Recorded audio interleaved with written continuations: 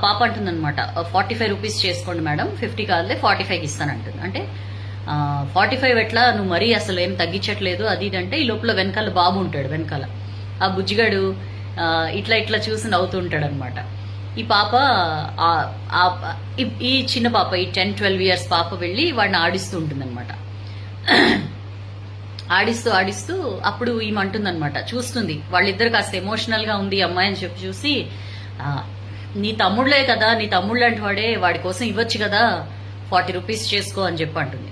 అంతకుముందు నేను తగ్గించను, 45 కంటే తగ్గించను అన్న అమ్మాయి నీ తమ్ముడు అనేసరికి పాపం 40 రూపీస్ చేసుకో అనగానే, సరే అమ్మా నా తమ్ముడు కోసం అని చెప్పి ఇట్లా ఆ బాబు చేతికి ఇస్తుంది అనమాట. వాడు చిన్నోడే, ఈ పాపయ్య కూడా చిన్నదే కదా, ఇచ్చేసరికి వాడు పట్టుకోలేక పడేస్తాడు, కాయ కింద పడి ఓపెన్ అయిపోతుంది, పగిలిపోతుంది అనమాట.